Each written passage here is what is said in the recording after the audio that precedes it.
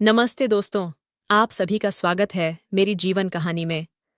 मैं अनीता हूँ और आज मैं आपको अपने जीवन का एक ऐसा अध्याय सुनाने जा रही हूँ जिसे किसी और से कभी नहीं बांटा। दोस्तों, मैं अब तक 2 शादी कर चुकी हूँ। मेरी पहली शादी बस 21 साल की उम्र में हुई थी। मेरे पति का नाम रोहित था। रोहित से मिलकर ऐसा लगा था जैसे जिंदगी सजने लगी हो। लेकिन हमारे सुहाग के मात्र 6 महीने बाद ही एक भयानक कार दुर्घटना में मैं उन्हें हमेशा के लिए खो बैठी। जिस उम्र में लड़कियां अपने सपनों के महल सजाती हैं, मैं विधवा के काले कपड़ों में सिमट गई। घर वालों के लिए मैं सिर्फ एक बोझ बन गई थी। 2 साल बीते, मेरे आंसू सूखे नहीं थे कि परिवार वालों ने मेरी दूसरी शादी करने का फैसला किया। मेरे दूसरे पति का नाम राजेश है। राजेश मेरा पति, जो उम्र में मुझसे 24 साल बड़े थे। इसका मतलब वो अभी जवान नहीं था, उसकी उम्र बहुत ज्यादा थी, जिस वजह से वो मुझे कभी वो खुशी नहीं दे पाते जो एक नई नई दुल्हन को चाहिए होता है। उनके साथ मेरे नए जीवन की शुरुआत हुई। एक प्रतिष्ठित व्यापारी, बड़ा बंगला, पैसे की कोई कमी नहीं, लेकिन मेरी आत्मा के खाली कोनों को भरने वाला कोई नहीं था। मेरी माँ हमेशा कहती, अनीता बेटी, तुम्हारे लिए तो भाग्यशाली हो कि राजेश जी जैसे अच्छे घराने में दूसरी शादी हो गई। लेकिन वो क्या जाने कि सोने के पिंजरे में भी पंछी घुटन महसूस करता है। राजेश मेरा पति अक्सर काम में व्यस्त रहते। रात को घर आते तो बस खाना खा लिया पूछकर अपने कमरे में चले जाते। कभी कभी तो महीनों विदेश यात्रा पर रहते। उनके होते हुए भी मैं अकेली थी। एक औरत की जो शारीरिक और भावनात्मक जरूरतें होती हैं, उन्हें कौन समझे। घर में काम के लिए सविता आंटी थीं।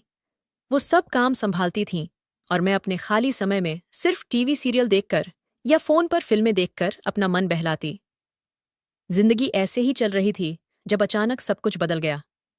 एक दिन सविता आंटी ने फोन किया और बोली, मेम साहब, मेरी तबीयत ठीक नहीं है, आज नहीं आ पाऊंगी। तो मैं बोली, कोई बात नहीं आंटी, आप आराम करें।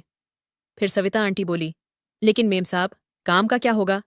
मैं अपने बेटे विशाल को भेज दूंगी, बड़ा समझदार है, सारा काम अच्छे से कर लेगा। उन्होंने प्रस्ताव रखा।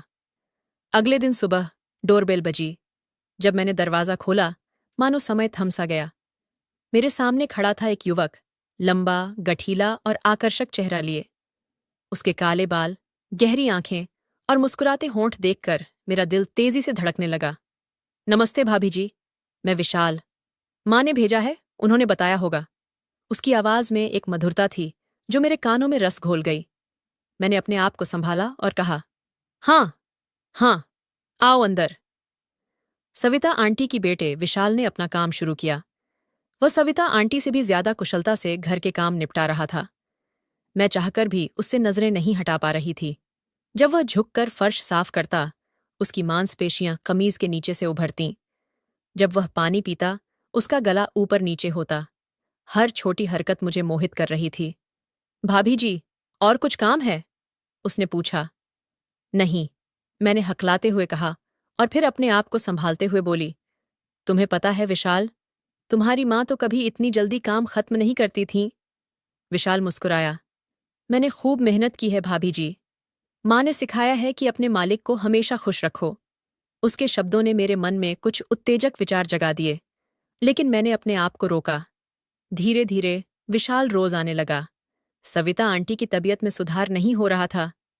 मेरे लिए ये आशीर्वाद था। मैं सुबह जल्दी उठने लगी, अपने बाल संवारने लगी, थोड़ा मेकअप करने लगी, सिर्फ विशाल के आने से पहले तैयार होने के लिए। मैंने अपने कपड़ों पर भी ध्यान देना शुरू किया। कभी गहरी गर्दन वाला सूट, कभी पीठ खुली हुई कुर्ती। मेरी नजरें हमेशा उसकी प्रतिक्रिया देखने के लिए तरसतीं, लेकिन विशाल जैसे किसी देवदूत की तरह हमेशा सम्मान से पेश आता। एक दिन मेरे पति ने बताया, अनीता, मुझे 2 हफ्ते के लिए सिंगापुर जाना है। एक बड़ा प्रोजेक्ट मिला है। मेरा दिल एक पल के लिए धड़का और मन ही मन में सोची, 2 हफ्ते, विशाल के साथ अकेले। मेरे पति ने आगे कहा, वैसे यह लड़का विशाल कैसा है? सविता आंटी के बेटे के बारे में तुमने बताया था। मैंने अपनी भावनाओं को छिपाते हुए कहा, हाँ, बहुत अच्छा काम करता है, सारा घर चमका देता है। मेरे पति राजेश ने मुझे देखकर कहा, अकेली रहोगी इसलिए थोड़ा चिंता है, पर यह लड़का है तो कोई डर नहीं। उस रात मैं सो नहीं पाई। मेरे पति के जाने के बाद क्या होगा, इसी सोच में डूबी रही। अगले हफ्ते मेरे पति चले गए।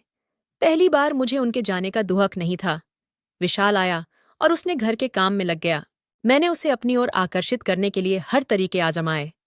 कभी उसे कॉफी मंगवाती, कभी कहती कि मेरे कमरे में पंखा ठीक करे। मेरे कपड़े और अधिक आकर्षक और उत्तेजक हो गए थे। एक शाम मैंने हिम्मत जुटाई और विशाल से कहा, तुम बहुत अच्छे हो विशाल, तुम्हारे साथ बात करते हुए अच्छा लगता है। विशाल ने मुस्कुराते हुए कहा, आप भी बहुत अच्छी हैं भाभी जी। मुझे भाभी जी मत कहो, सिर्फ अनीता कहो। मैंने धीमे से कहा। विशाल असहज हो गया। जी मैं वह हकलाने लगा। मैंने उसके करीब जाकर कहा, क्या तुम समझते नहीं विशाल, मैं अकेली हूं, तुम अकेले हो। क्यों ना हम। ये सुनते ही विशाल ने एक कदम पीछे हटते हुए कहा, भाभी जी, ये ठीक नहीं है। मैं यहां सिर्फ काम करने आया हूं। वह कमरे से बाहर चला गया और मैं सिर्फ देखती रह गई। मेरे अंदर का तूफान और भड़क उठा। मैंने इतनी हिम्मत जुटाकर अपने दिल की बात कही थी और उसने मुझे ठुकरा दिया। फिर भी मैंने हार नहीं मानी। अगले दिन से मैंने अपनी कोशिशें और बढ़ा दीं। मैं जानती थी कि विशाल भी मुझसे आकर्षित है, बस उसे अपने भावनाओं को स्वीकार करने की हिम्मत नहीं है। हर दिन, हर पल मेरा दिल सिर्फ विशाल के लिए धड़कता। मैं उसकी हर हरकत पर नजर रखती, उसके चेहरे पर आती हर भावना को पढ़ने की कोशिश करती। मेरी चाहत थी कि वह स्वेच्छा से मेरे पास आए, मुझे अपनाए। मैंने अपनी सारी शर्म त्याग दी थी और अब मैं एक ऐसे मोड़ पर थी जहां पीछे मुड़ने की कोई राह नहीं थी। विशाल मेरे लिए सिर्फ एक शारीरिक आकर्षण नहीं था, वह मेरे अकेलेपन का साथी था, मेरी आत्मा का पूरक था। लेकिन विशाल हर बार मेरे प्रयासों को नजरअंदाज करता। वह मुझसे दूरी बनाने लगा था। जब भी मैं उसके करीब जाती, वह कोई न कोई बहाना बनाकर वहां से चला जाता। एक दिन मैंने अंतिम प्रयास किया। मैंने उसे अपने बेडरूम में बुलाया, फिर धीरे से कहा, विशाल, मैं बहुत तन्हा हूं। मेरा पति मुझसे प्यार नहीं करता। मुझे प्यार और सहारे की जरूरत है। क्या तुम मुझे वह नहीं दे सकते? विशाल चुपचाप खड़ा रहा। उसकी आंखों में एक अजीब सा संघर्ष दिखाई दे रहा था। मेरी सांसें तेज हो गईं। क्या इस बार वह हाँ कहेगा? लेकिन विशाल ने सिर्फ इतना कहा, भाभी जी, मैं आपका सम्मान करता हूं, लेकिन यह सही नहीं है। और वह कमरे से बाहर चला गया। मैं हताश थी। मैंने अपने आप को इतना गिराया था, फिर भी विशाल ने मुझे ठुकरा दिया। मैं अपने बिस्तर पर गिरकर रोने लगी। क्या मैं इतनी बुरी हूं? क्या मेरे अंदर कुछ ऐसा है जो किसी को भी नहीं भाता? लेकिन मेरे अंदर की आग अभी भी धधक रही थी। मैं विशाल को पाना चाहती थी, किसी भी कीमत पर। मुझे नहीं पता था कि कैसे, लेकिन मैं हार मानने वाली नहीं थी। अगले दिन से मैंने अपना रवैया बदल दिया। मैंने उससे सीधे कुछ नहीं कहा, बल्कि अपने व्यवहार से उसे यह एहसास दिलाने लगी कि मैं उसके बिना अधूरी हूं। मैं कभी कभी उदास दिखती, कभी खुश। उसके सामने ऐसे कपड़े पहनती जो उसके मन में हलचल मचा दें। विशाल अब असहज महसूस करने लगा था। मैं जानती थी कि वह भी मेरी ओर आकर्षित है, लेकिन अपने सिद्धांतों के कारण दूर रह रहा है। मेरे मन में एक नई योजना आकार ले रही थी। अब मैं उस युवक को अपना बनाकर ही रहूंगी। एक रात मुझे नींद नहीं आ रही थी। मेरे मन में विशाल के प्रति बढ़ते आकर्षण ने मुझे बेचैन कर दिया था। अचानक मेरे मन में एक विचार आया, शायद अगर मैं उसकी मदद मांगूं तो वह मेरे करीब आएगा। मैंने अपने आप को साधारण कपड़ों में ढका और रात के सन्नाटे में सीढ़ियों की ओर बढ़ी। मेरा कमरा ऊपरी मंजिल पर था, जबकि विशाल नीचे नौकरों के कमरे में रहता था। जैसे ही मैं सीढ़ियों से उतर रही थी, मेरा पैर वास्तव में फिसल गया और मैं गिरने लगी। आह! मेरी चीख पूरे घर में गूंज गई। चंद सेकंड में ही विशाल दौड़ता हुआ आया। उसके चेहरे पर चिंता के भाव थे। भाभी जी, आप ठीक तो हैं? उसने घबराहट से पूछा। मैं दर्द से कराहते हुए बोली, मेरा पैर, शायद मोच आ गई है। मैं मैं उठ नहीं पा रही हूं। विशाल ने झुककर मेरे पैर को देखा और फिर कहा, आपको तुरंत कमरे में ले जाना होगा। अगर आपकी इजाजत हो तो। मैंने दर्द भरी आवाज में सिर्फ सिर हिलाकर हाँ कह दिया। विशाल ने धीरे से मुझे अपनी बाहों में उठाया। मेरे शरीर के उसके शरीर से लगते ही मेरा दिल तेजी से धड़कने लगा। मैं उसकी आंखों में देख रही थी और पल भर के लिए मुझे लगा कि उसकी आंखों में भी कुछ था, शायद चिंता से कहीं ज्यादा कुछ। वह मुझे धीरे धीरे सीढ़ियां चढ़ाकर मेरे कमरे तक ले गया। मैंने अपनी बाहें उसके गर्दन के चारों ओर डाल रखी थीं और अपना सिर उसके कंधे पर रखा हुआ था। उसका गर्म सांस मेरे चेहरे पर महसूस हो रहा था। मेरे लिए समय जैसे थम सा गया था। मेरे कमरे में पहुंचकर उसने बड़ी सावधानी से मुझे बिस्तर पर लिटा दिया।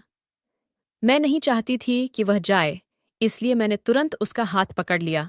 विशाल, मुझे छोड़कर मत जाओ, मैंने भावुक होकर कहा। मैं अकेली महसूस करती हूं। क्या तुम समझ नहीं सकते कि मुझे तुम्हारी कितनी जरूरत है? विशाल कुछ देर चुप रहा। फिर उसने धीरे से कहा, भाभी जी, आपको डॉक्टर की जरूरत है। मैं अभी डॉक्टर को फोन करके बुलाता हूं। मैंने उसका हाथ और मजबूती से पकड़ा। नहीं, अभी नहीं। बस थोड़ी देर मेरे पास बैठो। विशाल ने अपना हाथ छुड़ाते हुए कहा। मैं आपकी हालत देखकर बहुत परेशान हूं। डॉक्टर को बुलाना जरूरी है। और वह कमरे से बाहर चला गया। मैं निराश होकर बिस्तर पर लेट गई। मेरी योजना फिर से असफल हो गई थी। लगभग 2 घंटे बाद विशाल वापस आया, लेकिन अकेला नहीं था। उसके साथ एक महिला थी, सुंदर सौम्य चेहरे वाली, डॉक्टर के कपड़े पहने हुए। भाभी जी, ये डॉक्टर नीलू हैं। इन्होंने आपको देखने के लिए अपनी क्लिनिक से समय निकाला है। विशाल ने परिचय करवाया। डॉक्टर ने मेरे पैर की जांच की और बोली, आपको ज्यादा चोट नहीं आई है, बस हल्की मोच है। मैं कुछ दर्द निवारक दवाइयां दे रही हूं। 3 दिन आराम करें, सब ठीक हो जाएगा। जब डॉक्टर जाने लगी, मैंने विशाल से पूछा, ये डॉक्टर कौन है? तुम इन्हें कहाँ से जानते हो? विशाल कुछ झिझकते हुए बोला, वो वो मेरी पत्नी है, भाभी जी। सावंत मेडिकल क्लिनिक चलाती है। मैंने सोचा कि आपकी मदद के लिए इनसे बेहतर कोई नहीं होगा। मैं स्तब्ध रह गई। पत्नी? तुम्हारी शादी हो चुकी है? हाँ भाभी जी, विशाल ने कहा। पिछले साल ही हमारी शादी हुई थी। नीलू मेरी पत्नी डॉक्टर हैं और मैं जब तक अपनी पढ़ाई पूरी करता हूँ, तब तक घर खर्च में मदद के लिए माँ के साथ काम करता हूँ। डॉक्टर नीलू ने मुस्कुराते हुए कहा, विशाल ने आपके बारे में बहुत कुछ बताया है। उन्होंने कहा कि आप अकेली रहती हैं और सहारे की जरूरत है। मैंने सोचा कि मैं भी आपकी मदद कर सकती हूँ। अगर आप चाहें तो मैं कुछ दिन यहीं रुककर आपकी देखभाल कर सकती हूँ, जब तक आप पूरी तरह ठीक नहीं हो जाती। मैंने कुछ पल उन दोनों को देखा, एक साथ खड़े, एक दूसरे के प्रति सम्मान और प्रेम की भावना से भरे हुए। उस पल मुझे अपनी हरकतों पर शर्म आई। मैं कैसे इस प्रेमी पति को अपनी इच्छाओं का शिकार बनाने की सोच सकती थी? हाँ, वो ठीक है, मैंने हकलाते हुए कहा। विशाल ने अपनी पत्नी की ओर प्यार से देखते हुए कहा, नीलू, भाभी जी की अच्छी तरह देखभाल करना। मैं घर का बाकी काम संभाल लूंगा। जब वे दोनों बाहर जाने लगे तो विशाल रुका और मेरी ओर मुड़ा। उसकी आंखों में एक अजीब सी समझ थी। भाभी जी, हम गरीब लोग हैं, लेकिन हमें अपनी सीमाएं और रिश्ते की पवित्रता का महत्व पता है। मैं आपका आदर करता हूं और आपकी सेवा करना मेरा कर्तव्य है। लेकिन कृपया मुझे ऐसी परिस्थिति में न डालें जहां मुझे अपने सिद्धांतों और विवाह के प्रति मेरी प्रतिबद्धता से समझौता करना पड़े। इतना कहकर वह चला गया और मैं अपने विचारों में खो गई। मेरे मन में पहली बार शर्म की भावना जागी। मैंने अपने अकेलेपन और अतृप्त इच्छाओं के कारण एक ईमानदार इंसान के परिवार को तोड़ने की कोशिश की थी। अगले कुछ दिनों में नीलू ने मेरी देखभाल की। हम दोनों बातें करती और धीरे धीरे मैंने उससे दोस्ती कर ली। उसने मुझे बताया कि कैसे विशाल ने अपनी पढ़ाई जारी रखने के लिए दिन रात मेहनत की और कैसे वह डॉक्टर बनने के सपने को पूरा करने में उसकी मदद कर रही थी। एक दिन जब हम दोनों अकेले थे, तो नीलू ने मुझसे पूछा, अनीता जी, क्या आप सच में खुश हैं? मैं चौंक गई। मतलब? मैं देख सकती हूं कि आपकी आंखों में एक खालीपन है। मुझे विशाल ने बताया कि आपके पति अक्सर बाहर रहते हैं और आप अकेली हो जाती हैं। मेरी आंखों में आंसू आ गए। नीलू, मुझे नहीं पता। मैं दिखावे के लिए खुश रहती हूँ, लेकिन अंदर से मैं टूट चुकी हूँ। जीवन में प्यार और साथ की चाहत हर किसी को होती है ना? नीलू ने मेरा हाथ पकड़ा। हाँ, लेकिन कभी कभी हमें खुशी खोजने के लिए अपना रास्ता बदलना पड़ता है। शायद आपको अपने पति से बात करनी चाहिए या फिर कोई ऐसा शौक अपनाना चाहिए जो आपको आनंद दे। उसकी बातों ने मुझे सोचने पर मजबूर कर दिया। जब मेरे पति विदेश से लौटे तो मैंने उनसे अपने दिल की बात कहने का साहस जुटाया। मैंने उन्हें बताया कि मुझे कितना अकेलापन महसूस होता है और मैं हमारे रिश्ते में और नज़दीकी चाहती हूँ। मेरी बातें सुनकर मेरे पति चुप रहे। फिर उन्होंने कहा, अनीता, मुझे माफ़ करना। मैं इतना व्यस्त था कि मैं तुम्हारी भावनाओं को समझ नहीं पाया। शायद हमें एक छुट्टी पर जाना चाहिए, एक दूसरे को फिर से जानने के लिए। विशाल और नीलू ने मुझे एक महत्वपूर्ण सबक सिखाया था। सच्चा प्रेम धैर्य और समझदारी से आता है, किसी आकर्षण या शारीरिक इच्छा से नहीं। आज जब मैं अपने अतीत के बारे में सोचती हूँ, तो मुझे शर्मिंदगी होती है कि मैंने एक क्षणिक आकर्षण के लिए अपनी मर्यादा खोने की कोशिश की थी। लेकिन साथ ही मुझे गर्व भी है कि मैंने अपनी गलतियों से सीखा और अपने जीवन को सुधारने का प्रयास किया। अब मैं और राजेश जी एक दूसरे को बेहतर समझते हैं। हमारे बीच दूरियां कम हो गई हैं और मैंने अपने जीवन में नई खुशियां ढूंढ ली हैं। पेंटिंग, संगीत और सामाजिक कार्य। विशाल और नीलू अब भी हमारे जीवन का हिस्सा हैं। नीलू मेरी अच्छी दोस्त बन गई है और विशाल अब हमारे घर में पूर्णकालिक काम नहीं करता, बल्कि मेडिकल की पढ़ाई कर रहा है, जिसमें राजेश जी ने उसकी मदद की है। जीवन में प्यार कई रूपों में आता है। कभी कभी हमें बस अपनी आंखें खोलकर देखने की जरूरत होती है कि वह हमारे आसपास ही है। तो दोस्तों, यह थी मेरी कहानी, एक अधूरी प्यास की कहानी, जिसने मुझे जीवन का महत्वपूर्ण पाठ सिखाया। हर इच्छा पूरी नहीं होती, लेकिन हर अधूरी इच्छा एक नई शुरुआत का मौका दे सकती है। तो दोस्तों, आपको यह कहानी कैसी लगी? कृपया अपने विचार साझा करें। अगर आपको यह कहानी पसंद आई, तो इसे लाइक और शेयर करें। ऐसी ही और कहानियों के लिए हमारे चैनल को सब्सक्राइब करें और बेल आइकन दबाना न भूलें। धन्यवाद।